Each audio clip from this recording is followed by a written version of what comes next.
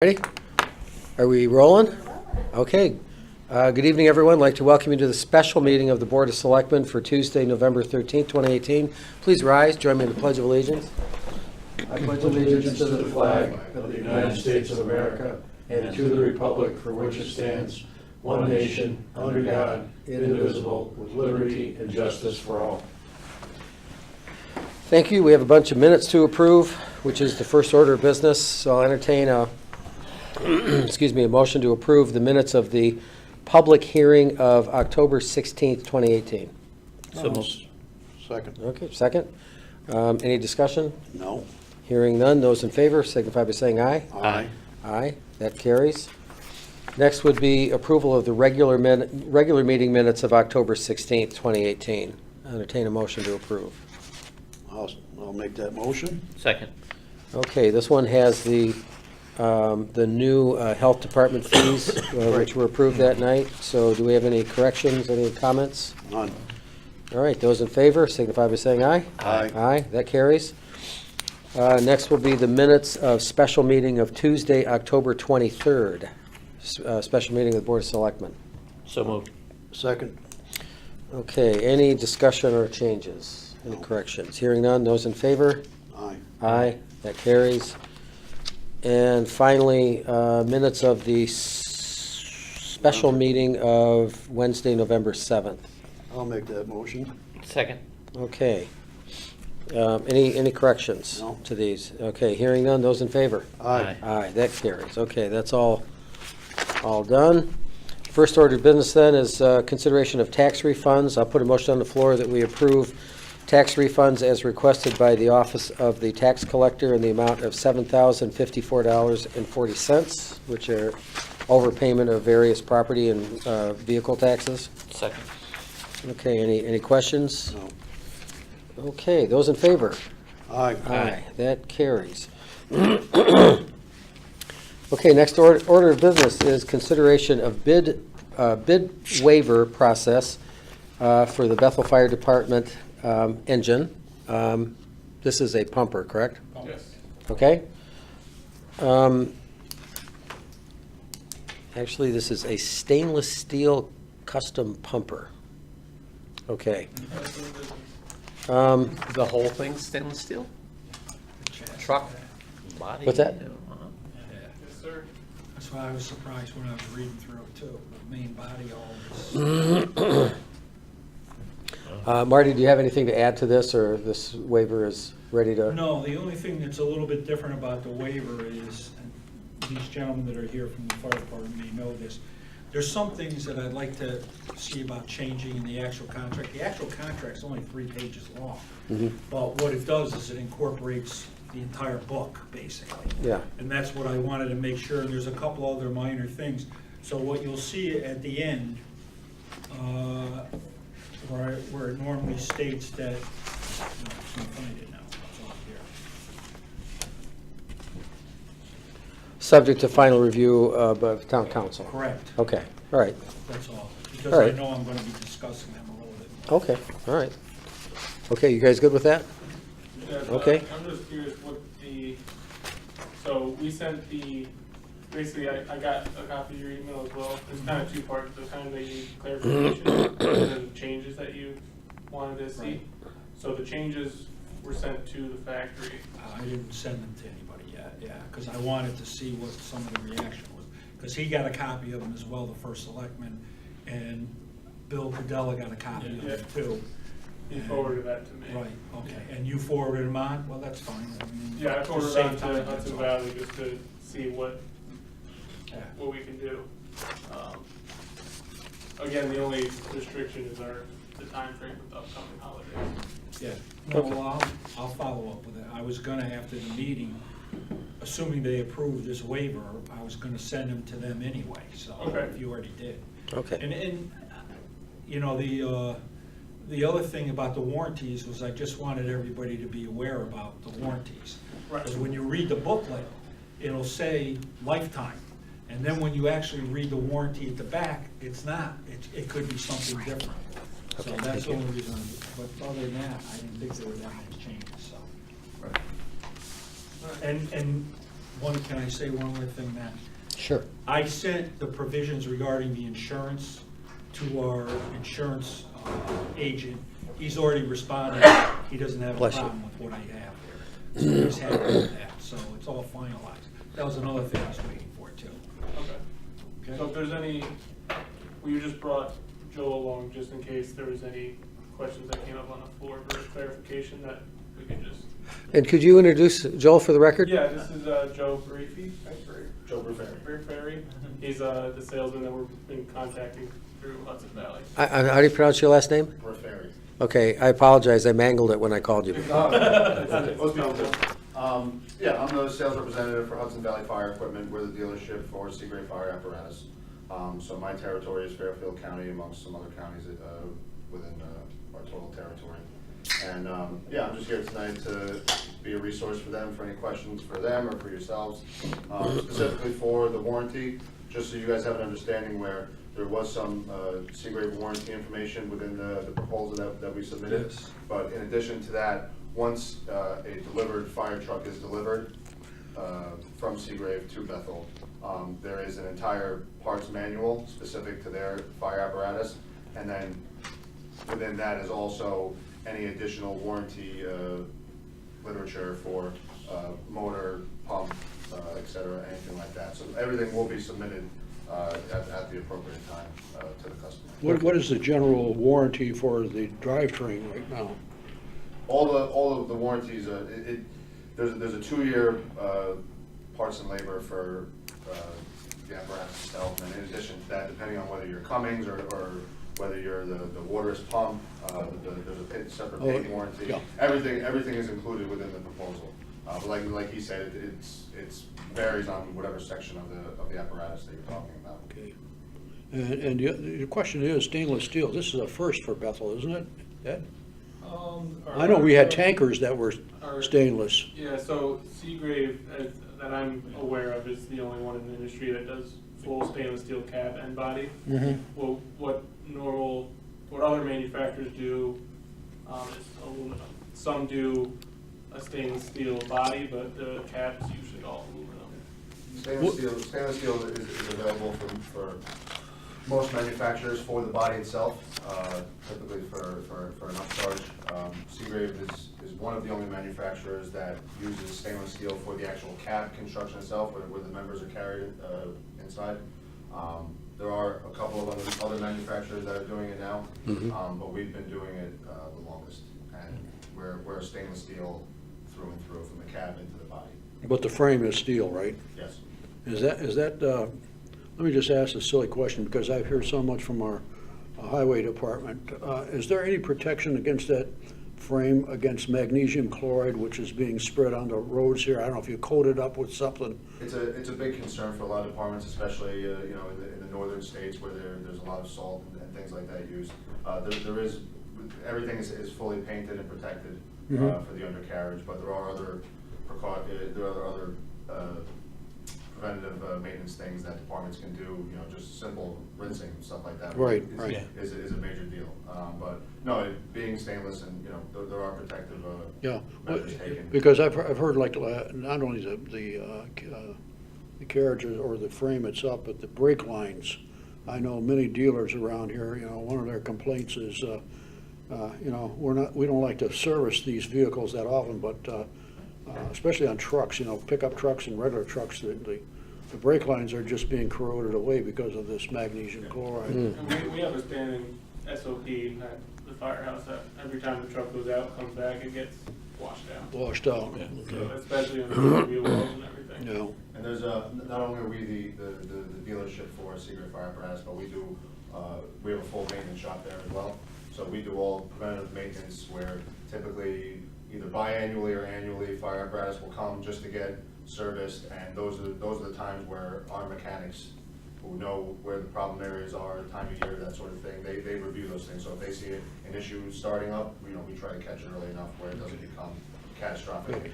And let me just ask Ed, what about reflective apparatus, since this is stainless steel? Are you painting it with some reflection? Yes, it'll have regular paint job. No. Color's going to be determined during our final pre-construction meeting. It'll have reflective striping on the back. It'll Okay. be red and lime green, it's Yeah. gonna apply to the Nfpa. so. Okay, all right. Thank you, that's all my. On the brake line issue, are the brake lines on the truck stainless steel? They're probably copper. Yeah, They're probably rubber. the stainless steel components themselves, what we're talking about, the actual, the Body. skeleton of the rig. Yeah. And the actual sheet metal that's over that is the stainless steel. When you're talking about specific components, then that's when things, will deviate from that. But the actual, the body structure itself, the roll cage of the cab and the body are all. It's something you might want to look into, if Well, with air, you don't wanna go stainless. no. No, because the water and the brake lines and stuff, it's different than a. Using brake fluid. It's not Brake really fluid? brake fluid. Okay. Because of the air and the heat and the compression. All right. It's not an usually issue, a it's not rubber. an issue that we typically like. Yeah. Okay. Okay. Yes, ma'am. Okay, Just yes. one thing with Paul, there is a 6-year type of warranty Oh, for good. corrosion and paint. It's a decreasing, I think the first couple of years, it's 100%, then after that. It's prorated? Prorated. Okay, all right. And then I know you asked about a drivetrain, but the Cummins motor comes with a 5-year, 100,000 miles. Oh, good. And the only other Detroit. correction to the. Detroit, that's right. Oh, yeah, and the only other correction that's gonna be made, the water is pump, which is the actual pump for the water. We're switching from Hale to Waterist, and doing so, Waterist has given us 5 years parts and labor, as opposed to just 5 years parts. Yeah, that's what, okay. So that's gonna be that's updated. Good. Being a first-time Waters customer, that's something that they do for people who make the changeover. Those are the two main manufacturers of the pump equipment in the country. So them going over to a Waters pump, they receive that 5-year labor as part of the warranty. So somebody actually read my memo. Yes, Yes, we we all, do. we all read. That doesn't happen too often.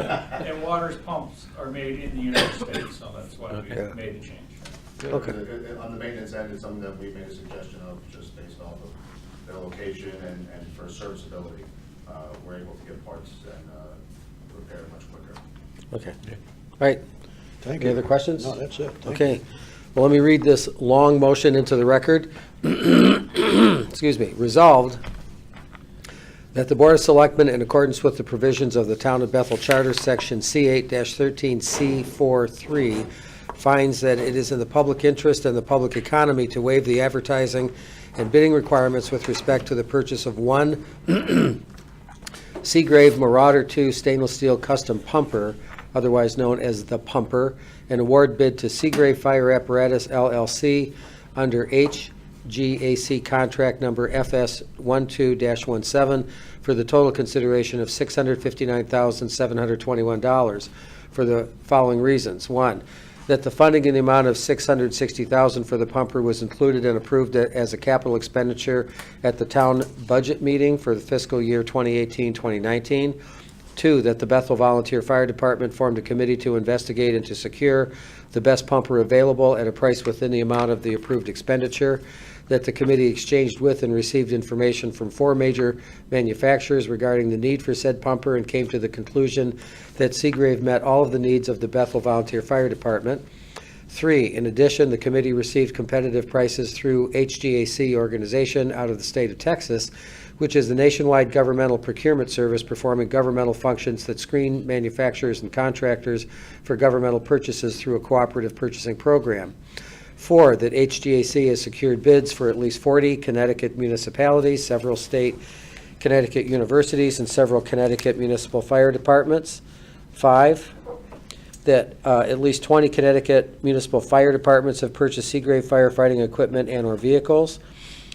6, there are a limited number of companies that supply such pumpers. The shortage of such companies could lead to a protracted and costly process of placing the vehicle out to bid with questionable results as to the number of bidders and the amount of the bid. 7, that the contract price of $659,721 for said pumper is fair and reasonable price for such pumper, and acceptance of said price would be in the best interest of the town of Bethel. And it is further resolved that the first selectman and/or his designees on behalf of the Board of Selectmen is hereby authorized to execute any and all documents and to take actions necessary or appropriate to effectuate and finalize the foregoing, subject to final review and approval by town council. Second. Okay, and second. Any other discussion? No.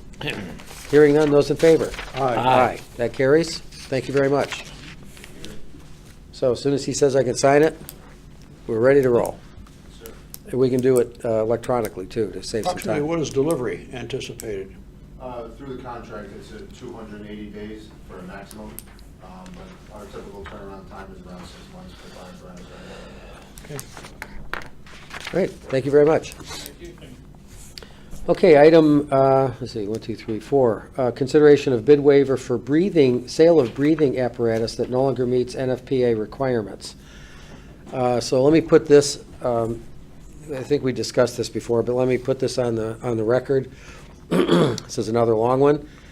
The motion reads as follows: Resolved that the Board of Selectmen, in accordance with the provisions of the Town of Bethel Charter, Section C8 13C43, finds that it is in the public interest and economy to waive the public advertising requirements for the highest bidder pursuant to Bethel Charter, Section C8 1344, with respect to the sale of one breathing air compressor, parentheses, the compressor, close parentheses, of the Bethel Volunteer Fire Department, parentheses, BVFD, close parentheses, and transfer the same to the City of Danbury, Connecticut, for the amount of $2,500 for the following reasons. One, that the air compressor no longer meets the requirements of the Bethel Volunteer Fire Department with updated equipment that the agency now owns. Two, that the compressor may be continued to be used as a reserve for various fire apparatus or by a firefighting company with older equipment, but due to its age, there is not great demand for the compressor. Three, the lack of demand would result in a protracted and costly process of placing the compressor out to bid with questionable results as to the number of bidders and the amount of bid, if any. Four, that the waiving of advertising and receiving of bids will result in substantial time and cost savings, which will allow for a quick sale of the vehicle or of the equipment at a known price and a return of funds to the town of Bethel. Five, that the offer of by the City of Danbury, Connecticut, of $2,500 represents a reasonable and fair consideration in exchange for the compressor, and it is in the best interest of the town of Bethel to accept same. Further resolved that the first selectman or his designee on behalf of the Board of Selectmen is hereby authorized to execute any and all documents and to take any actions necessary to appropriate and to effectuate and finalize the foregoing. Is there a second? Second. Okay, everybody still awake? We're good. Any questions? No. All right, those in favor? Aye. Aye, that carries. Okay, thank you. Okay, so, Upon delivery, you'll get a check from Danbury, right? Yeah, probably, whatever their financial department is. Okay. let me read this real quick. The next one is consider of transfer of aging computer equipment to the Bethel Naval Junior ROTC unit. Terry, I'm sorry to put you on the spot. You're not, that's why I'm here. This is actually a donation of computers, correct? No. No. This is, What's the sale? these Oh, I see. computers are on their way to the recycling center. Yeah.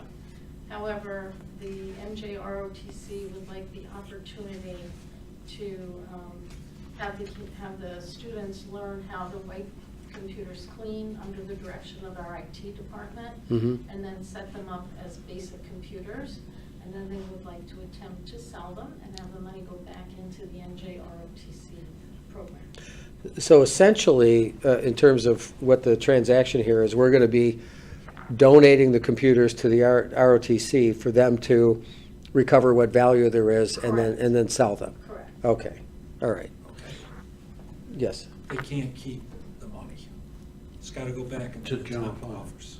I'm sorry, it's got to go back to what? Into the town coffers. Okay, There's nothing that allows for that. It's, we've gone through this before. okay. You know, maybe what should be done is, depending on how much is taken back, keep that in mind in the next budget. And Make make sure it- that they're given that amount of money in order to make the exchange, so to speak. Okay, But it's got to go back to the comptroller's office. okay. All right. And that was the question, is whether they Yeah. if they keep Is the that money acceptable go back to, the would that be vote. acceptable to the Board of Ed? Whatever Yeah. the head Okay, of the just to play the NJROTC is be legal comfortable about it, with. right? Yeah. Okay. Okay, well, I'm going to put a motion on the floor that the Board of Selectmen authorize the release of How many computers is this? about 90 iMacs. They're old, they're mid-2009 units. They're old. Yeah, otherwise, they're going to the recycling Yeah. center through HRRA. So 90 mid-90s model iMacs and approximately 150 Samsung Chromebooks that are dated 2013. Okay. So I'm going to make a motion that we release these to the ROTC for refurbishment and eventual sale, with proceeds going to the town, to the general fund. And would you keep a running You seconded, tally of right? what that is at? No, that would be very easy to do. Okay. All right, thank you. Okay. Then we can maybe support you asking for some money back from the finance. Okay, any other questions? Okay, hearing none, those in favor? Aye. Aye, that carries. Okay, next item to consider. On the 16th of October, we had a special hearing on a proposed ordinance to prohibit the use of waste materials from fracking to be used.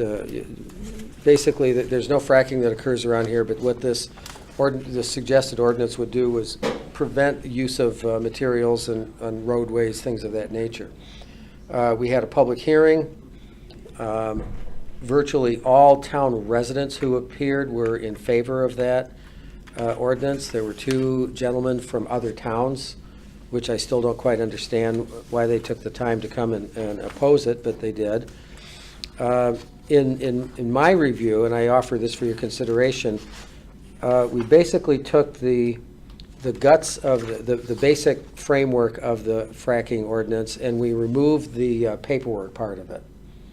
So basically, this simply says that with some exceptions, such as, trace elements, trace materials that are part of any like oil-based product, like asphalt, that the use of any deliberate use of waste materials would be prohibited.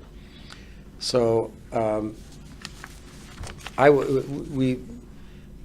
don't know if we want to have another public hearing on this, because this is a reduction from the original one, but just to make this formal, I'm going to put a motion on the floor that we approve the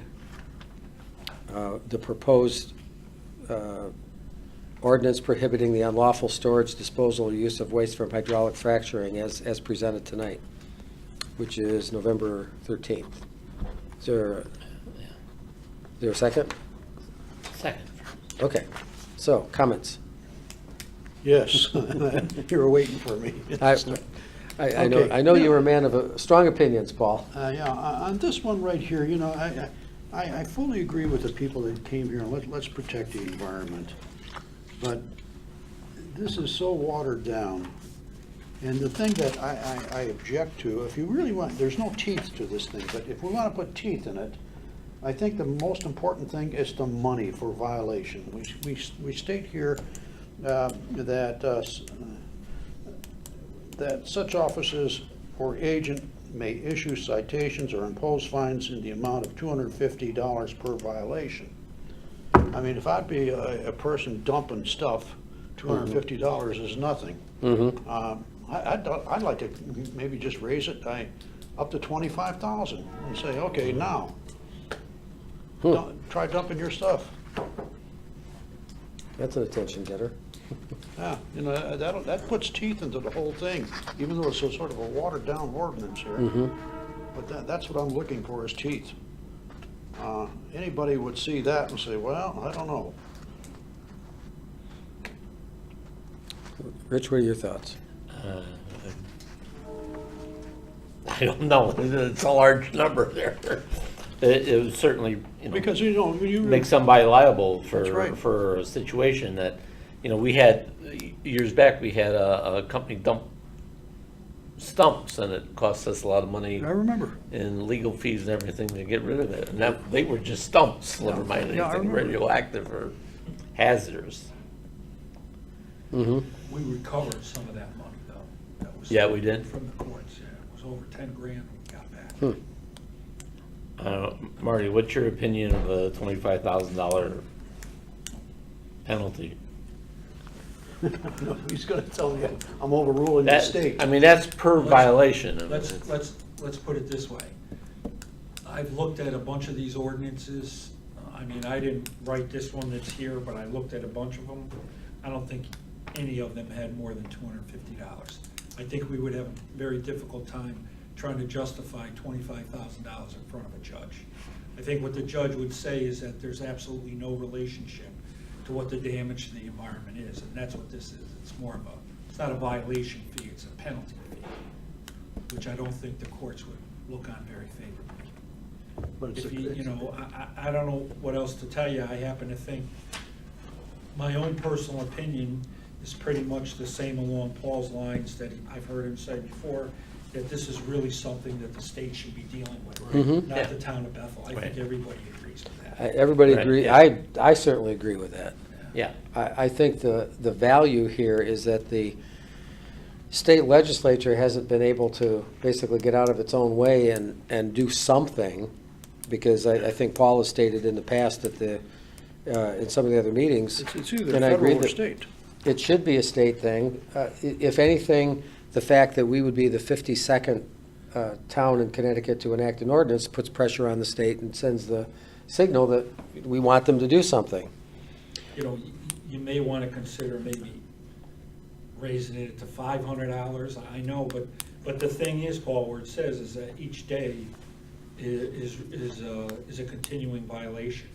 Oh, if so they that's let per 10 day. days, yeah. Oh, If that's they go per 10 day. days without taking care of it, that's $5,000 they're gonna owe. Okay, I was going to ask that, if we modified this to, maybe we should say $250 per day per violation. Well, well, it says read in the last next line. sentence. Each day of a continuing violation of this ordinance shall be deemed a separate violation Okay. for the purpose of assessing such fines and penalties. All right. I would just like to scare the heck out of people, period. Yeah, but nobody's even gonna know about this when they come rolling into town. You know, they're not gonna be aware of that, you know, I also think that I think there's an enforcement problem. I don't know who's gonna do it. It's up to the first selectman to appoint somebody to do it, but I don't know, without having a chemical analysis of a lot of this stuff, I don't know how the hell you're gonna do that. Exactly, yeah. No, I think it would only be enforceable if there was some blatant violation where we Yeah, had. it's gotta be pretty obvious. Yeah. All right. You wanna make it 500? 500? Yeah. Yeah, Yeah, that's make it what I 500. Then I'll modify my motion to, that last line to $500 per day per violation. Okay. All right, and then, Is that, did you yeah, still second? I'll second that. Okay. Also, is there anything that, you know, if the state ever gets around to putting on ordinances, the state would supersede the town? Or is that an automatic thing? That's Depends a- on how they pass it. Yeah, yeah, I think if they did something, we'd probably have to go back and review it. Because if the state did something wishy-washy, we might want to leave it. If Leave they it, did yeah. something really tough and took over enforcement, then we might want to just eliminate this at that point. Right. All right, All right. I didn't know if we need anything now in there, all right. No, I think there's one or two towns that put a sunset clause in, Oh, or yeah. a clause that says in the event that the state passes its own statute, then this would become null and void. But the problem is, you don't know if the state's actually going to do something that's meaningful. Yeah, So no, we'd I- have to review it anyway. I think. I wouldn't want to see a sunset clause in there. Yeah. Okay. All right, any other questions, comments? All right, those in favor, As modified. well, let's vote on the amendment. So, no, I actually withdrew the motion and restated it. So those in favor of the motion as modified, please signify by saying aye. Aye. Aye. Opposed? Okay, good, thank you. Thank you very much.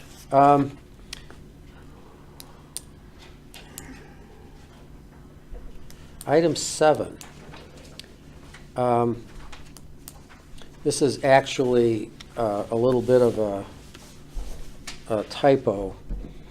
We are not accepting a donation of a creche display. What we are doing is we're asked to approve the display of a creche on P.T. Placement. Barnum Square. Yeah, Placement. placement for the holiday season. I think 60 days is what is on the form.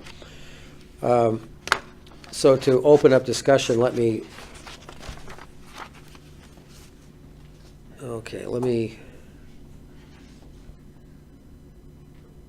well, before I put a motion on the floor, I have to look at this. There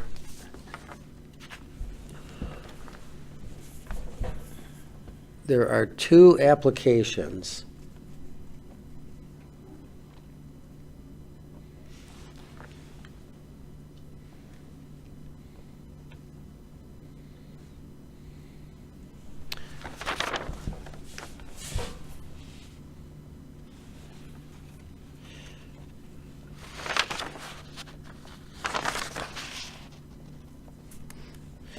Well, we have two applications to put a display at P.T. Barnum Square. The first one is from a Mr. Tim Martin, and I'm looking for the date that this was.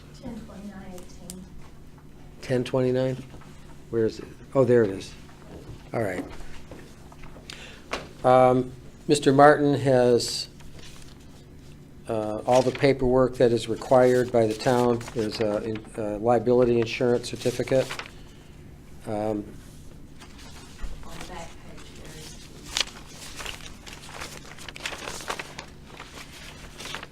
Sorry, what was that date again? Tim Martin's application is dated October 29th, 2018.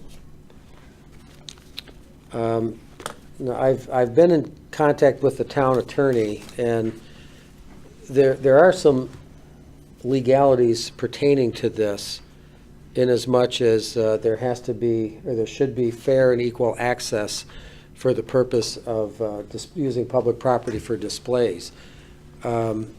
However, the second application is incomplete. We don't have a description of the material, nor do we have an insurance form. So, and this display came in later. Yeah, that one came in November 5th, 2018. And you guys have copies of those, No. right? yes. Do I? Yes. So, in as much, I'm going to make a recommendation that we approve Mr. Martin's application for a 60-day display, and recognizing that there are groups that wish to just put alternative displays.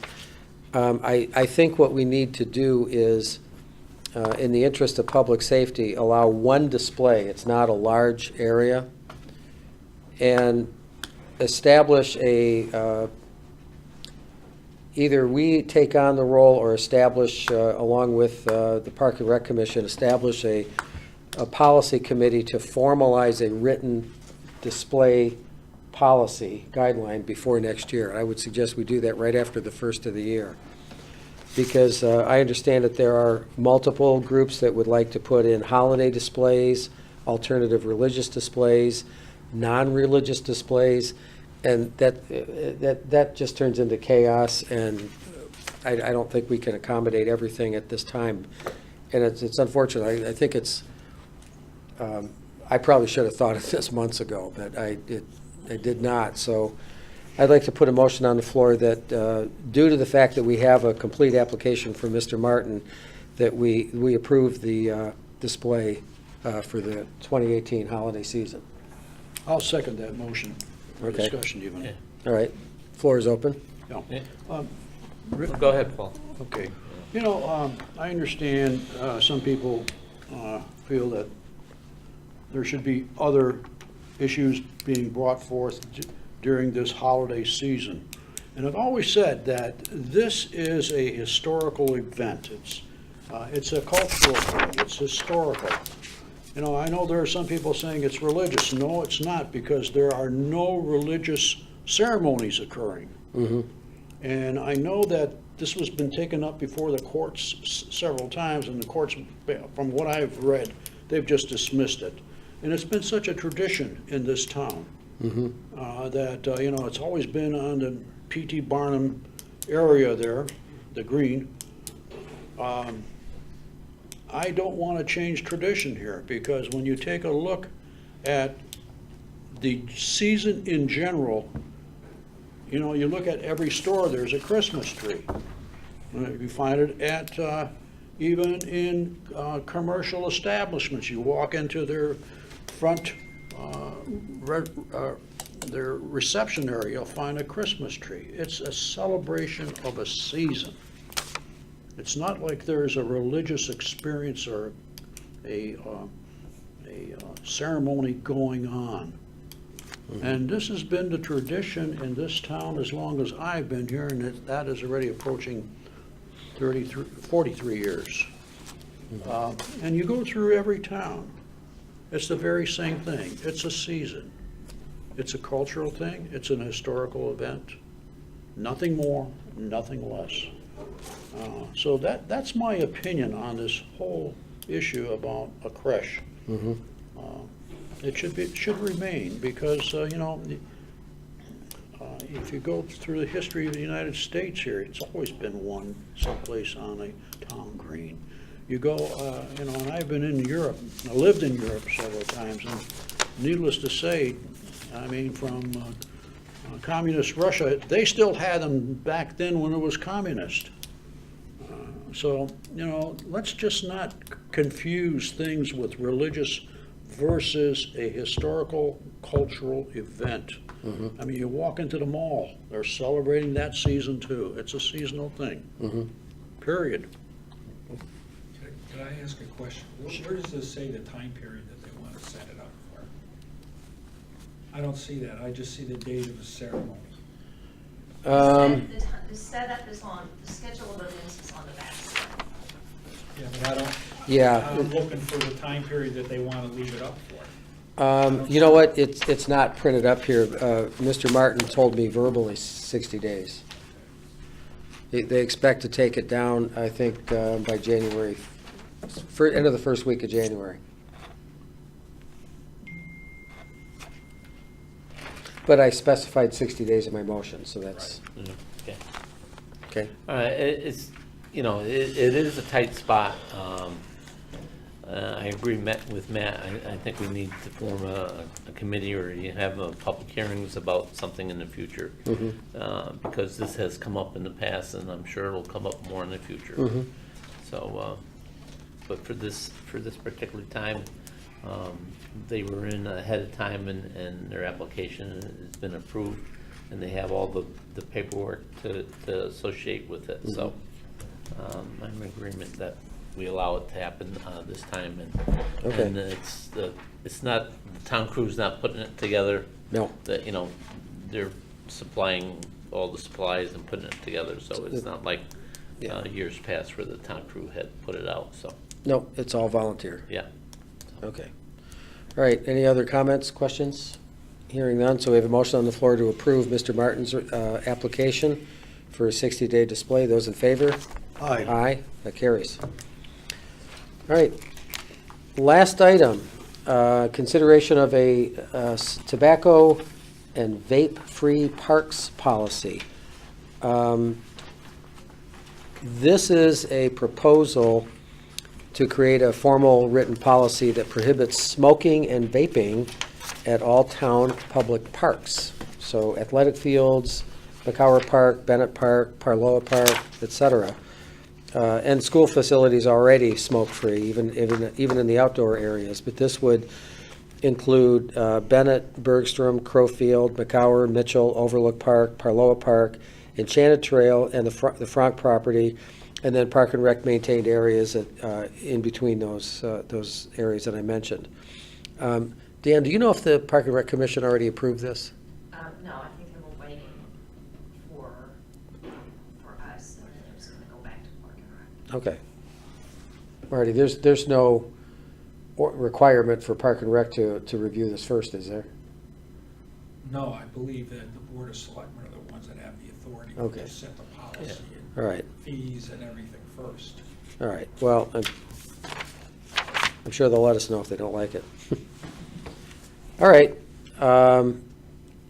then I'm going to put a motion on the floor that we adopt the tobacco smoke and vape-free parks policy as presented to the Board of Selectmen November 13th, 2018.